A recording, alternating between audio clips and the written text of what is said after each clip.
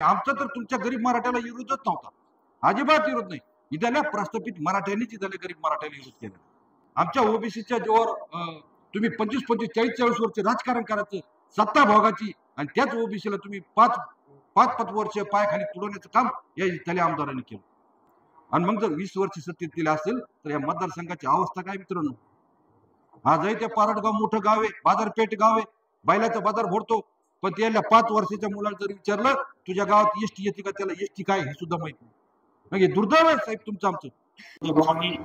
हिंदवी स्वराज्य संस्थापक छत्रपती शिवाजी महाराज, राज्यघटनेचे शिल्पकार महामानव पूज्य डॉक्टर बाबासाहेब आंबेडकर, माझं दैवत स्वर्गीय गोपीनाथरावजी मुंडे या थोर महामानवांना अभिवादन करून आज या पानेवाडी गावामध्ये खर तर 2024च्या निवडणुकीच्या अनुषंगाने येण्याचा योग आला. आणि इथं उपस्थित माझे सहकारी सर्वच वंचितची टीम, आमच्या बरोबरचे सहकारी भालेकर सर असतील, राजू पवार असतील, आमचे तालुका अध्यक्ष असतील, सर्व सहकारी आणि माझ्या पानेवाडीतील बसलेल्या बंधू आणि भगिनी. खर तर ही 2024ची निवडणूक या घनसावंगी मतदारसंघात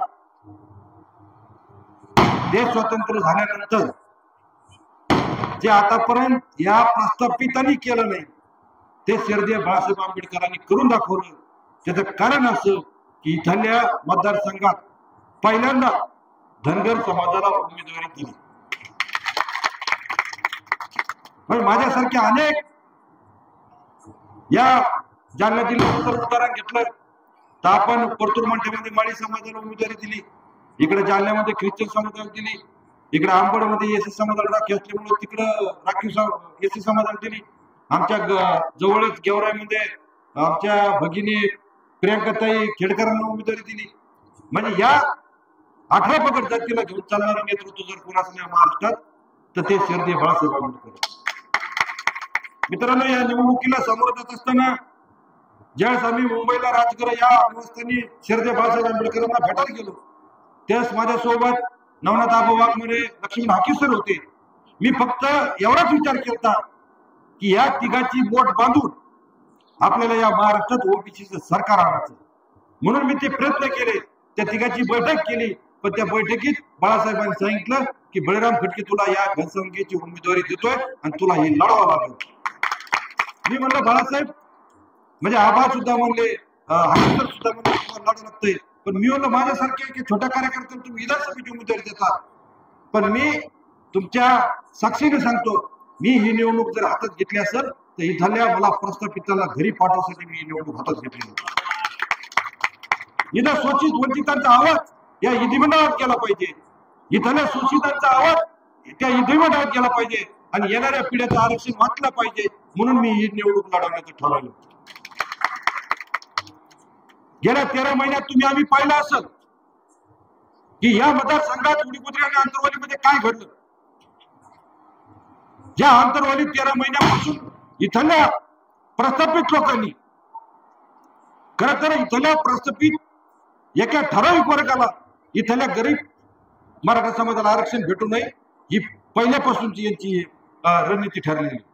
आमचा तर कुठेही मराठा समाजाला छोड म्हणजे गरीब मराठा समाजाला आमचा विरोध नव्हता.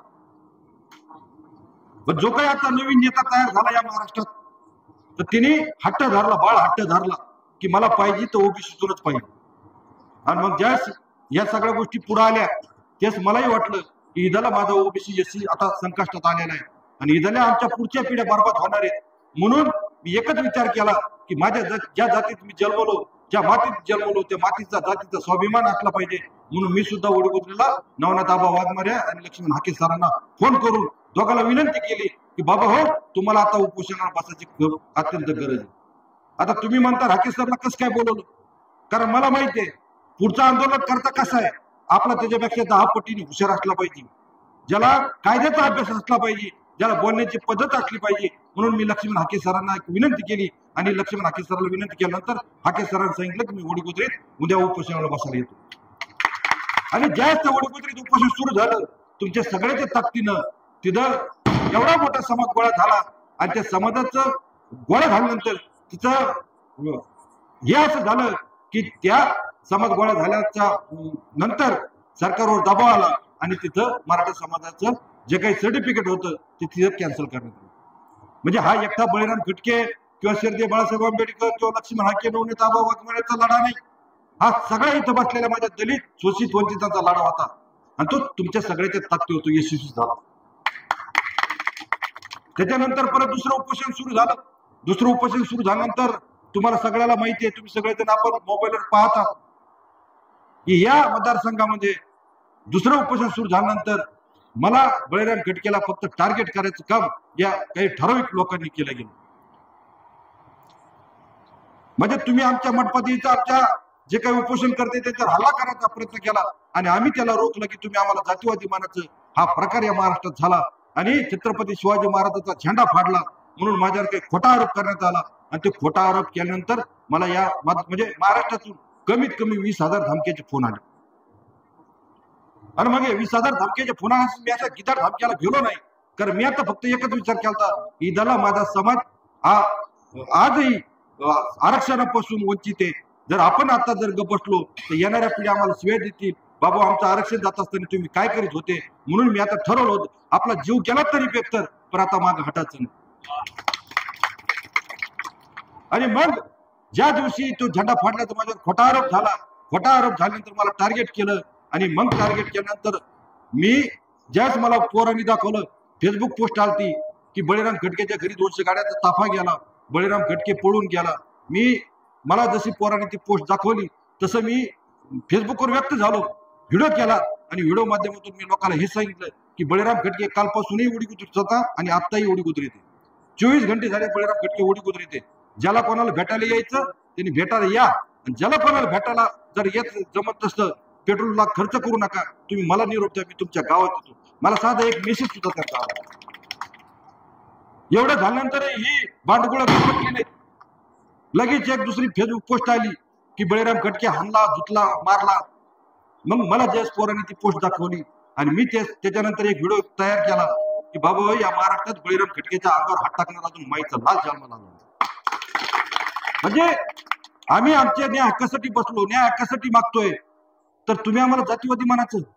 म्हणजे तुम्ही तुमच्या जातीसाठी केली ती क्रांती आणि आम्ही आमच्या जातीसाठी केला तर जातीवाद, असं तुम्हाला मानायचं असेल तर महाराष्ट्रात हुकुमशाही का लोकशाही?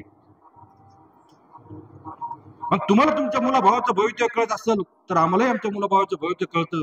तुम्हाला तुमचे जर मुलं बाळ मोठे व्हावं वाटत असेल, आम्हालाही वाटतं की आमचे मुलं भाव मोठे व्हावं. आणि आमचा तर तुमच्या गरीब मराठ्याला विरोधच नव्हता, अजिबात विरोध नाही. इथल्या प्रस्थापित मराठ्यांनीच इथल्या गरीब मराठ्याला विरोध केला.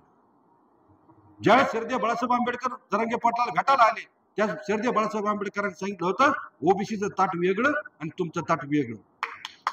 अशा ठोस भूमिका घेऊनही तुम्ही बळ हट्ट करता कशासाठी?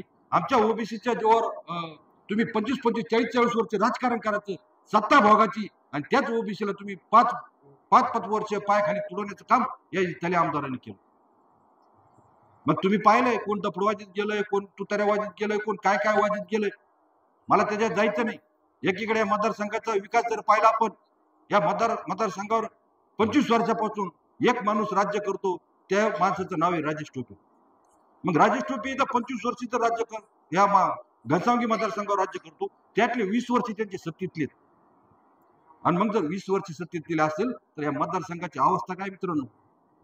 आजही ते पारडगाव मोठं गाव आहे, बाजारपेठ गाव आहे, बैलाचा बाजार भरतो, पण त्याला 5 वर्षाच्या मुलाला जर विचारलं तुझ्या गावात एसटी येते का, त्याला एसटी काय हे सुद्धा माहित नाही.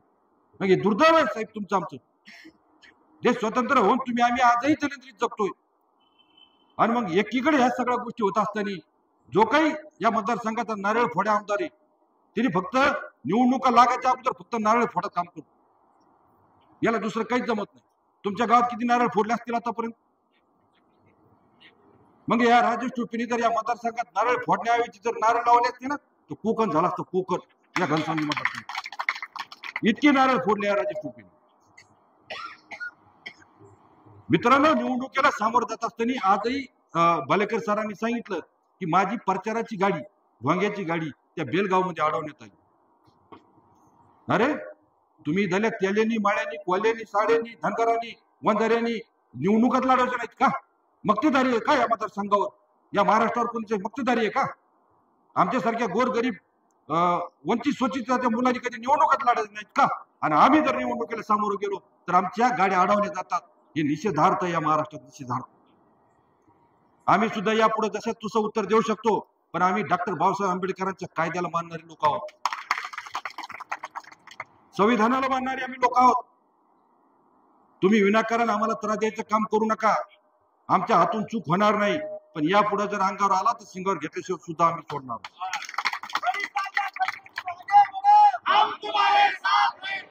या महाराष्ट्रात निवडणूक लढत असताना तुम्ही पाहिलं त्या बीडमध्ये किती जातीवाद झाला. या महाराष्ट्रात जिथं तिथं गेल्या लोकसभेच्या निवडणुका ह्या फक्त जातीवादावर लढवल्या गेल्या. आणि मग एकीकडे बळीराम खटके जर लढत असताना तुम्ही त्याच्या गाड्या अडवता. त्या आपलं कोणतं गाव ते घोषणा करते जोगला देवीला माझी रॅली चालू असताना एक मराठा लाख मराठाच्या घोषणा दिल्या. अरे काय चालवलं तुमचं आंदोलन? 13 महिने ते अंतरवाली सराटी ते माझ्या गावापासून 1 किलोमीटर अंतरावर. आम्ही तर कधी तुमच्या मंडपात आलो नाही, आम्ही तर कधी घोषणा दिल्या नाही. मग जो लोकशाहीने तुम्हाला अधिकार दिला तोच अधिकार लोकशाहीने आम्हाला दिलेला. आणि मग आम्ही निवडणुकीला सामोरं जात असताना जर कोणी अशी दमदाटी करीत असेल, आमच्या गाड्या अडवायचा प्रयत्न करत असेल, तर यापुढे आम्ही सुद्धा जसं तसं उत्तर देऊ शकतो. कारण आम्ही संविधान वाचलंय. आमचाही इतिहास तलवारीचा आहे.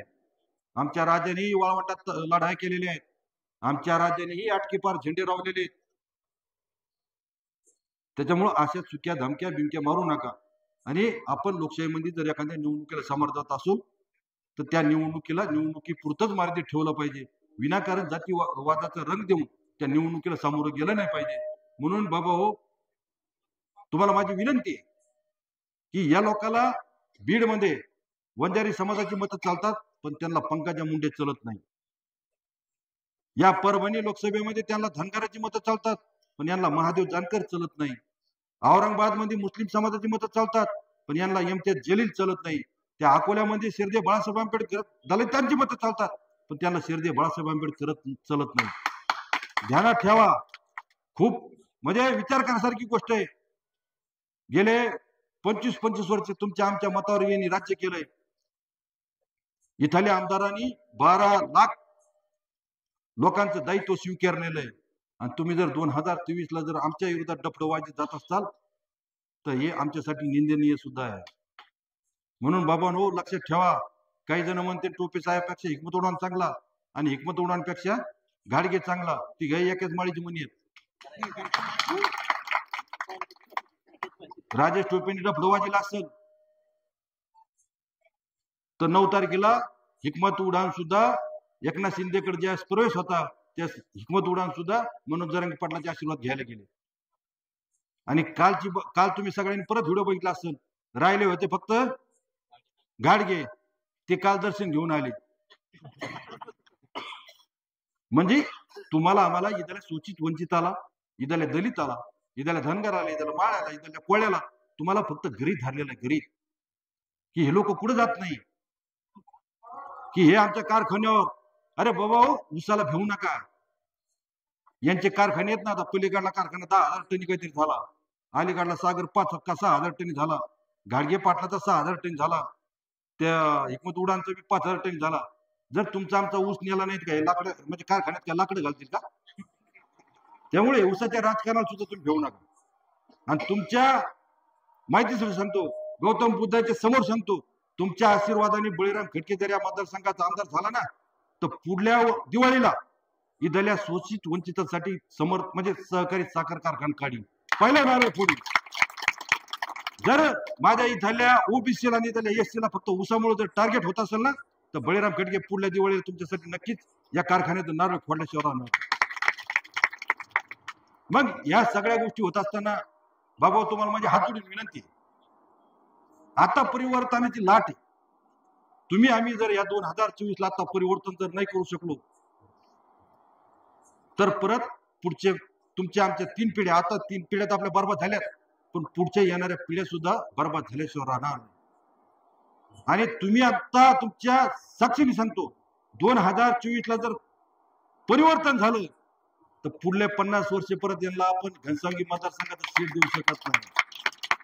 त्याच्यामुळे आता परिवर्तन करा. स्वाभिमानाची लढाई आहे.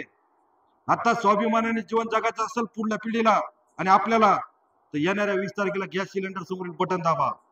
आणि जर दारिद्र्यात जीवन जगायचं असेल, गुलामीत जीवन जगायचं असेल, मग तुम्हाला जसं वाटतं तसं तुम्ही करू शकता. कारण परत तुमचं आमचं आरक्षण वाचायला फुले शाहू आंबेडकर जन्माला येणार नाही. माझी विनंती आहे तुम्हाला की बाबांनो, आता हात जोडून तुम्हाला विनंती आहे, बाद झालं हे जातीपातीचं राजकारण. जर आमच्या समोर ज्या गोष्टी घडल्यात, तुम्ही आम्ही डोळ्याने पाहिल्यात, ज्या गावगाड्यात आमच्या छोट्या मोठ्या ओबीसी समाजाला काय त्रास झाला असेल तो आपण सगळ्यांनी खूप जवळून पाहिला, अनुभवलाय.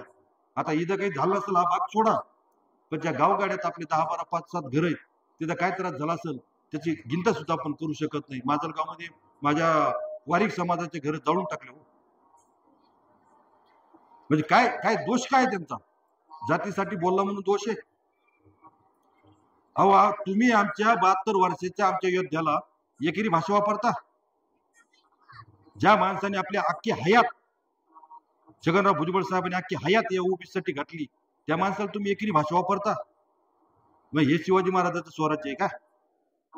तुम्ही आम्हाला सांगता अहो, ज्या डॉक्टर बाबासाहेब आंबेडकरांच्या घटनेमधून तुम्हाला आरक्षण पाहिजे, त्या डॉक्टर बाबासाहेब आंबेडकरांचा फोटो सुद्धा तुमच्या कधी बॅनरवर दिसला नाही. हो, तुम्ही आरक्षण मागता. माझी हात जोडून तुम्हाला विनंती बांधून, आता जर तुम्ही आम्ही बदल करू शकलो नाही तर परत या महाराष्ट्रात तुम्हाला आम्हाला गुलामीचं जीवन जगावं लागलं. म्हणून आपण ठरवलं पाहिजे की शेवटी बळीराम खटके हा तुमचाच आहे, घरचा माणूस आहे. तुमचे सुख दुःख मला माहिती आहे, तुमच्या वेदना मला माहिती आहेत. बरं, आपलं कोण आणि परक कोण आता आपण ओळखलं पाहिजे. आणि जर आता आपण आपलं कोण आणि परक कोण ओळखण्यात जर यशस्वी नाही झालो तर बाबा हो, परत या मतदारसंघात काय होईल तुम्ही आम्ही त्याचा विचारही नाही केलेला बरा. आणि मग मी या सगळ्या गोष्टी करत असताना माझा समाज जर माझ्या पाठीमागे तक्तीने उभा राहिला, आजपर्यंत मला सांगा, या ओबीसी एससी समाज तरी मताची गिनती होती. मी तर म्हणेन या महाराष्ट्रात जागृत समाज जर कुठला असेल तो दलित समाज आहे. त्याला माहिती आहे की आपल्या खासदारकीला सीट येत नाही, पण त्यांनी फक्त एकच ठरवलंय की शिर्दे बाळासाहेब आंबेडकरांनी दिलेला आहे ना, मग हा आपला कॅन्डिडेट. कमीत कमी 15-20 हजार मतदान तर पडतं, कसंही पडतं, पण त्याच्या मताची गिनती होते का नाही? इथल्या ओबीसीच्या मताची गिनती आतापर्यंत झाली का? आणि आता परत तुम्ही त्यांना मतही दिलं तरी ते काय म्हणणार आहेत की आम्हाला ओबीसी मतदानच करीत नाही. याचं उदाहरण आपण आता लोकसभेला पाहिलं. अहो, ज्या ओबीसीनी त्या बंडू बॉसला कमीत कमी नाही काही 10-20 लोकांनी तर मतदान केलं असेल ओबीसीच्या, पण निवडून आल्यानंतर तोच माणूस सांगतो की बाबा हो, तो माणूस सांगतो की बाबा हो, मी निवडून आलो तर फक्त मराठीच्या मतावर आलो, मला एकही ओबीसी मतदान केलं नाही. मग मला सांगा, ज्या ओबीसी मतदान केलं त्यांना किती वेदना झाल्या असतील, स्वतःला दुःख झालं असेल का नाही? मग जर हे जर म्हणतात की आम्हाला इथला ओबीसीच मतदान करीत नाही, तर तुम्ही सुद्धा ठरवलं पाहिजे की आता इथून पुढे मतदानच करायचं नाही. द्या ना, आपल्या माणसाला द्या. एका ठिकाणी राजेश टोपे एका आमच्या धनगर समाजात कुठेतरी घरी गेलता आणि त्याला सांगितलं, व बळीराम खटकेला मतदान करून तुम्ही वाया घालता, त्याच्यामुळे बळीराम खटकेला मतदान करू नका. पण आता सध्याची तरुण पोरं खूप हुशार आहेत. ते म्हणे, साहेब तुम्हाला 25 वर्ष देऊन आमचं वाया गेलं, म्हणून आता एकदा आमच्या माणसाठी गेलो काय फरक पडणार आहे? तुम्हाला 25 वर्ष दिलंय ना आम्ही, आमचं वायाच गेलं ना. मग बाबा हो, आता तरी तुम्हाला माझी विनंती आहे की सोनं म्हणजे संधीचं सोनं करा. आता जर आपण संधीचं सोनं नाही केलं तर परत तुम्हाला आम्हाला या गावगाड्यात कसं वावरावं लागेल, कसं जीवन जगावं लागेल याची कल्पनाही नाही केलेली बरी. आणि तुम्ही खूप, मी तर पुढं आमदार खासदारांच्या घरी जन्माला आलेलो नाही, मी सर्वसामान्यांच्या घरात जन्माला आलो.